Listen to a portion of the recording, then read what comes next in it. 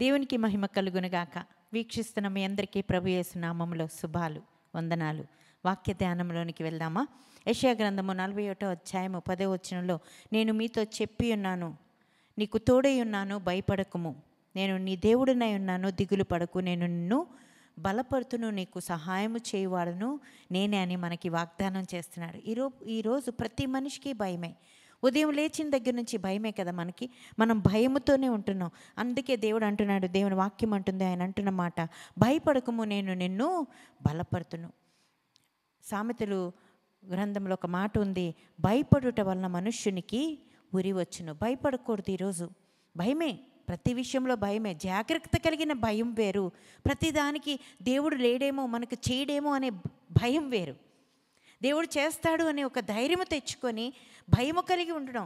ఏదైనా చేయాలి, ఏదైనా ఎక్కడికైనా వెళ్ళాలి, అది మంచిదో కాదో అని చూసుకొని భయపడడం వేరు. ఆ భయము కాదు నేను అనేది. ప్రతిదానికి దేవుడు ఉన్నాడు కదా అనే ధైర్యము కన్నా, మనం చేయలేదేమో, మనకి దేవుడు సహాయం ఉందో లేదో అని గమనించుకోకుండా భయపడిపోతూ ఉంటారు. అలాంటి వారి కొరకు అంటున్నాడు దేవుడు, అంటున్నాడు, మీరు దేవుని యందు నమ్మిక ఉంచండి, నేను సురక్షితముగా మిమ్మల్ని కాపాడుతానంటున్నాడు. భయపడకండి, ఏ విషయంలోనూ మీరు అధైర్యము కలిగి ఉండకండి, ధైర్యము కలిగి ఉండండి అని దేవుని వాక్యం సెలవిస్తుంది. యెషయా గ్రంథము అదే 43వ అధ్యాయం 1, 2, 3 వచనాల్లో చూస్తే అంటున్నాడు కదా, యాకోబు నిన్ను సృజించిన వాడను, యెహోవా ఇజ్రాయేలు నేను నిర్మించిన వాడను ఇలాగూ సెలవిస్తున్నాడు, నేను నిన్ను విమోచించి ఉన్నాను, భయపడకు, పేరు పెట్టి నిన్ను పిలిచి ఉన్నాను, నీవు నా సొత్తు, నీవు జలములు దాటినప్పుడు నేను నీకు తోడై ఉన్నాను, నదులలో పడి వెళ్ళినప్పుడు అవి నీ మీదకు పారిపోవు, నీవు అగ్ని మధ్య నడిచినను కాలిపోవు, జ్వాలలు నిన్ను కాల్చవు. అంటే దేవుని వాక్యం ఎంత గొప్ప వాగ్దానమో చూడండి. నేను నిన్ను సృజించిన వాడను. మరి ఇది యాకోబు గురించి దేవుడు మాట్లాడిన మాట అయినప్పటికీ, మనం దేవుని బిడ్డలుగా మనకి వాగ్దానం ఎంతగా ఆపాదించబడి ఉన్నదంటే, నేను నిన్ను విమోచించడానికి నేను సిద్ధముగా ఉన్నాను, నిన్ను రక్షించడానికి నేను నీకు తోడై ఉందును.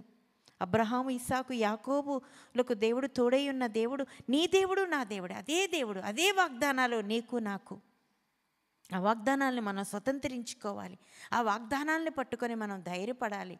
మనం ఏ సమయంలో ఎలాంటి కష్టంలో ఉన్నా ఆయన మనకు తోడుగా ఉన్నాడు. మనం భయపడక్కర్లేదు. మనం భయముతో దిగులుతో ఉండక్కర్లా. మనకు జరగదేమో, మన వల్ల కాదేమో అని మనం అధైర్యపడి ఒక ఆయన మా దగ్గరికి వస్తుంటారు, చాలా ధైర్యపడిపోతుంటారు. ఆయనకున్న సమస్యలు, అప్పులకి ప్రార్థన చేయండి, ప్రార్థన చేయండి, ప్రార్థన చేయండి, అందరూ ప్రార్థన చేస్తారు, కానీ ఆయన ప్రార్థన చేసుకోరు. ఆయన అడగరు. ఆయన నోరు తెరిచి అడగాలి. మీరు అడగండి అయ్యా, దేవుడిని అడగండి, మీకు చేస్తాడంటే, అమ్మ నాకు ప్రార్థన చేసుకొని కళ్ళు మూసుకోవాలంటే భయం వేసేస్తుంది. నువ్వు ఎవరితో ఉన్నావు? నువ్వు దేవునితో ఉన్నానని భయపడకు, నువ్వు దిగులు పడకు. ఏమండి, మన లాంటి మనుషులు కాదు. మరి రాజులు 2వ గ్రంథంలో చూస్తే అక్కడ 4 కుష్ఠవ్యాధిగ్రస్తుల గురించి పరిశుద్ధ గ్రంథంలో రాయబడి ఉంది. 4 కుష్ఠవ్యాధిగ్రస్తులట. ఆ సిరియా సైన్యము ఏం చేస్తుందో తెలుసా? షోమ్రోను పట్టణం చుట్టూ వ్యాపించి ఉంటారు వాళ్ళు. షోమ్రోను చుట్టూ ఆ సైన్యం అంతా చుట్టేసి ఉంటారు. షోమ్రోను ప్రజలు బయటికి రాలేరు, ఆ లోపలే ఉంటారు. ఆ షోమ్రోను ప్రజలకు ఎటువంటి ఆహారం లేదు, అక్కడ ఎలాంటి మరి రాకపోకలు లేవు. ఎంత మరి కరువు అంటే, ఎంత భయంకరమైన కరువు అంటే, ఆ గాడిద తల 80 రూపాయలకి, అలాగే పావురపు రెట్ట 5 రూపాయలకి అమ్ముకుని తినేంత పరిస్థితి. ఆ రాజు విలవిల్లాడిపోయాడు. అంటే ఎంత భయంకరమైన పరిస్థితి.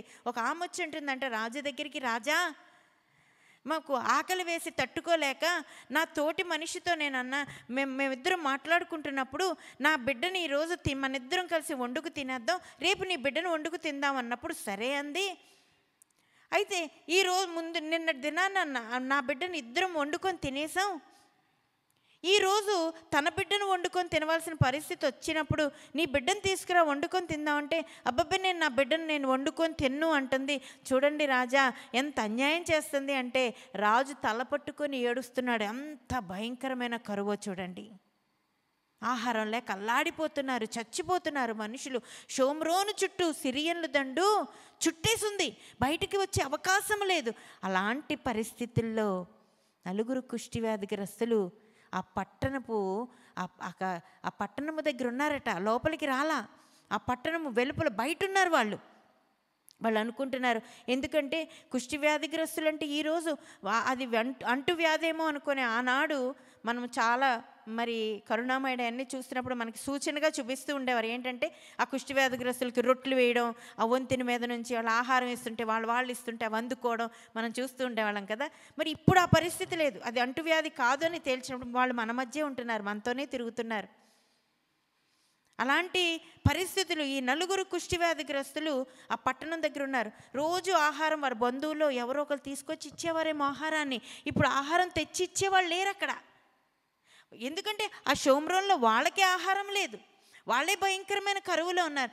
అలాంటి కరువు పరిస్థితుల్లో ఈ 4 ఆహారం లేదు, విలవిల్లాడిపోతున్నారు ఆహారం కొరకు. అప్పుడు ఆ 4 అనుకుంటున్నారంట, అయ్యో బాబోయ్, ఇక్కడ ఉంటే మనం చచ్చిపోతాం, ఇక్కడుంటే మనకు ఆహారం దొరకదు, వెళ్ళిపోదాం నడండి. ఏమంటున్నారో తెలుసా, మనము ఇక్కడే కూర్చుండిపోతే చచ్చిపోతాం, ఈ ఊరి బయటే ఉండిపోతే మనకెవ్వరూ ఆహారం పెట్టరు కనుక మనము వెళ్ళిపోతాం రండి, ఆ సిరియన్ల దండుకి, ఆ సిరియన్ పేటకే వెళ్ళిపోదాం, ఆ సిరియన్లు ఉన్న ఆ స్థలానికి వెళ్ళిపోదాం. ఒకవేళ వాళ్ళు చంపేస్తే చచ్చిపోదాం, బ్రతకనిచ్చి ఏదైనా ఆహారం పెడితే తిందాం, రండి లేవండి వెళ్ళిపోదాం రండి అని ఆ కుష్టి వ్యాధిగ్రస్తులు 4 లేచారట. 4 అనుకుంటున్నారంటే ఇంక మనం ఇక్కడ ఉండలేము, మనం ఇక్కడ ఉంటే చచ్చిపోతాం, చచ్చిపోయేది ఏదో వాళ్ళ దగ్గరికి వెళ్ళిపోయి చంపేస్తే చచ్చిపోదాం, ఆహారం పెడితే తినేద్దాం నడండి అని మళ్ళీ గొనుక్కుంటూ మాట్లాడుకుంటూ ఒక్కొక్క అడుగు వేస్తున్నారంట. ఆ కుష్టి రోగులు అడుగులు వేయగలరా అండి? వాళ్ళ పాదాలు ఏమైపోతాయి? ఆ వ్యాధి ఏం చేస్తుంది?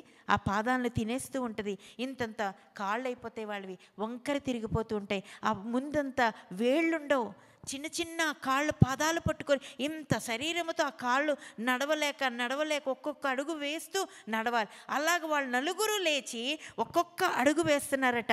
ఆ కుళ్ళిపోయిన కాళ్ళతోనే, ఆ కురుపులతో ఉన్న కాళ్ళతోనే వాళ్ళు అడుగులు వేస్తుంటే పెద్ద శబ్దం వస్తుందంట. ఎలాంటి శబ్దమో తెలుసా? యెహోవా రథముల ధ్వని వచ్చినట్లుగా. ఎలాంటి తెలుసా? యెహోవా రథాలు వస్తున్నట్టుగా అనే శబ్దము, భయంకరమైన శబ్దము. ఇంకొక అడుగు వేస్తుంటే గుర్రాల ధ్వని, పెద్ద పెద్ద అడుగులు వేస్తూ అనేక గుర్రాలు వచ్చేస్తున్నట్లుగా శబ్దము. ఇంకొక అడుగు వేస్తుంటే సమూహాల ధ్వని. ఇంకొక అడుగు వేస్తుంటే ఏదో పెద్ద సైన్యము పరుగులు పెట్టి వస్తున్న శబ్దము. ఎవరికి వినబడుతుందో తెలుసా అండి? వీళ్ళు 4 నడుస్తుంటే ఆ సిరియన్ల సైన్యానికి, ఆ సిరియన్ల దండు ప్రాంతంలో ఉన్న ఆ ప్రజలకి, ఆ సైన్యానికి వినబడుతుందంట. ఒక్కొక్క అడుగు వేస్తుంటే ఆ అడుగుకి వాళ్ళు భయపడిపోతున్నారంట.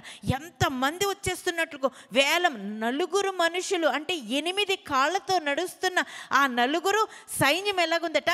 భయంకరమైన శబ్దము, ఉరుములు మెరుపులు శబ్దము కంటే భయంకరమైన శబ్దము. ఆ ధ్వని విన్నప్పుడు ఆ రథాల ధ్వని యెహోవా యొక్క రథధ్వనిలాగా భయంకరమైన గుర్రాల ధ్వని అని వస్తుంటే వాళ్ళు అల్లిపోతున్నారంటే ఎవరు? ఈ సిరియన్ల దండు.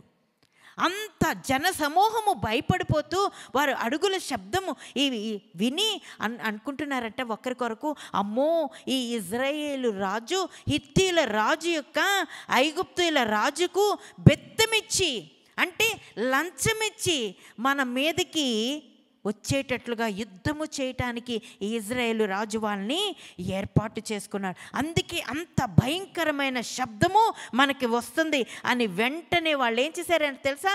గుర్రాన్నైనా గాడిదనైనా ఏటిని ఆహారాన్నైనా వారి వస్తువులైనా వెండి బంగారాన్ని ఏమీ ముట్టకుండా సిరియన్లు దండ అక్కడి నుంచి పారిపోయారంటండి. సైన్యమంతా పారిపోయారు. ఎవరి శబ్దము? 4 కుష్టి వ్యాధిగ్రస్తులు, కుష్టి రోగుల యొక్క కాళ్ళ శబ్దముతో, ఈ షోమ్రోన్లో ఉన్న కరువుతో భయంకరంగా అల్లాడిపోతున్న ఈ ప్రజల యొక్క రోదన ఎవరు విన్నారండి? దేవుడు విన్నాడు. హల్లెలూయా. ఆ శబ్దముతో, ఆ భయంకరమైన శబ్దంతో వారు పారిపోతే ఈ 4 వెళ్ళి ఆ లోపలికి వెళ్ళి, ఆ పాలెము లోపలికి వెళ్ళి ఒక్కొక్క గుడారంలోనికి వెళ్ళి చూస్తే బోలెడంత ఆహారం ఉందట. ఈ 4 ఎవరు లేకపోయేసరికి, ఎవరు కనిపించకపోయేసరికి ఆహారాన్ని తీసుకొని కడుపు నిండార తిన్నారటండి. తిన్న తర్వాత వాళ్ళకి కావలసిన వస్తువులను, మరి బోలెడన్ని బట్టలను వాళ్ళు ఆ సంచుల్లో కుక్కుకొని గబగబా వెళ్ళిపోయి వాళ్ళ స్థలం దగ్గరికి వెళ్ళి అవన్నీ పెట్టి మళ్ళీ వచ్చారట.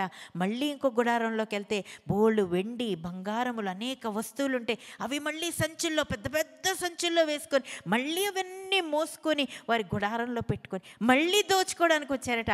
అప్పుడు అనుకుంటున్నారట, వాళ్ళు వచ్చి అవన్నీ సమృద్ధిగా తీసుకొని వచ్చిన తర్వాత ఇంకా తీసుకుందాం అనుకున్న సమయంలో వాళ్ళకి అనిపించిందంట, వాళ్ళు నలుగురు అనుకుంటున్నారట, ఇలాగ చేయడం మంచిది కాదు, పదండి మనం వెళ్ళి నేటి దినమందు షోమ్రోను పట్టణానికి శుభవార్తను మనము తెలియపరుద్దాం. ఎంత మంచి మనసులో చూడండి. దేవుడు చేసిన మేళ్లకు వాళ్ళు ఏం చేశారట, ఈ శుభవార్త వాళ్ళు ఊరుకోలేదట.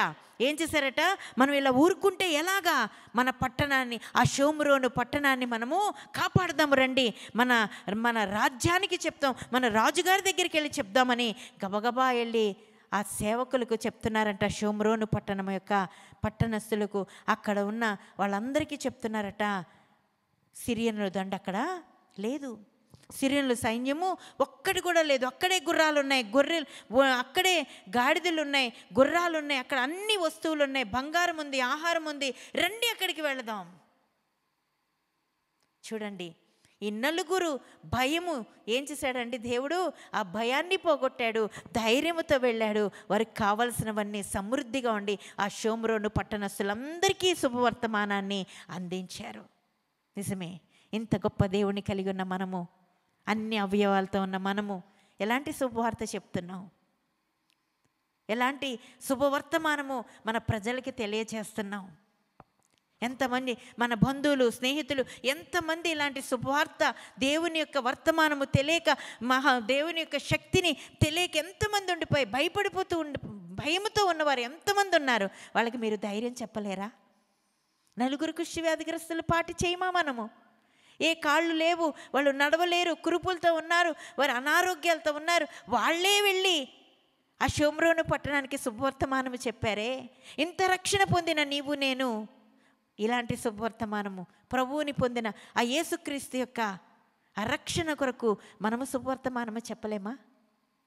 మనము కూడా చెప్తాం. ఆయన అంటున్నాడు, నిజముగా ఈరోజు నీకు నాకు తోడై ఉన్న దేవుని యొక్క తోడై ఉన్నాడు గనక నీవు నేను భయపడక, ఇలాంటి శుభవర్తమానము మనము కూడా మన ప్రజలకి చెప్తాం, మన బంధువులకి చెప్తాం. మనకు అనేకమైన గొప్ప మేలు దేవుడు ప్రతిదినము చేస్తూనే ఉన్నాడు. ఇలాంటి సాక్ష్యం అనేక మందికి మనము కూడా చెప్పాలి, మనము కూడా చెప్పాలి. అందుకనే 91వ కీర్తనలో ఒక మంచి మాట ఉంది, రాత్రి వేళ కలుగు భయముకైనను మధ్యాహ్నమందు వచ్చు రోగముకైనను నీవు భయపడకు, నీవు కన్నులారు చూచుచుండగా భక్తిహీనులు ప్రతిఫలం పొందుతారు. నేను ఎవరైతే బాధపడుతున్నారో, ఏ రోగమైతే బాధిస్తుందో, ఏ అప్పులు బాధిస్తున్నాయో, ఏ సమస్యలు నిన్ను బాధిస్తున్నాయో, ఏ కష్టము నిన్ను బాధ పెడుతుందో, వాటన్నిటి నుండి నీకు విడుదలిస్తానంటున్నాడు ఈరోజు దేవుడు.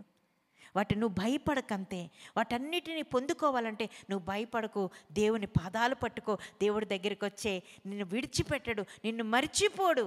గుర్తుపెట్టుకో, నీకు భయం వచ్చినప్పుడు ఆయన పాదాలు పట్టుకో. ఆయన తప్ప నీకెవ్వరూ కనిపించకూడదు, ఆయనే కనిపించాలి. ఆయన నిన్ను చూచుచున్న దేవుడు, నువ్వు కూడా ఆయన చూడగలగాలి. నీ యొక్క శక్తి, నీకు ఇచ్చే బలమును బట్టి నువ్వు అన్ని సమస్యల నుంచి నువ్వు విజయం పొందేటట్లుగా దేవుడు నీకు సహాయకుడిగా ఉంటాడు. భయపడకు, భయపడకుండా మన సమస్యలను మనము ఆయనకు అప్పగించుకుందాం, ధైర్యంతో ముందుకు సాగుదాం. దేవుడి మాటలు మన వినికిడిలో దీవించి ఆశీర్వదించునుగాక. Amen. God bless you. Thank you very much.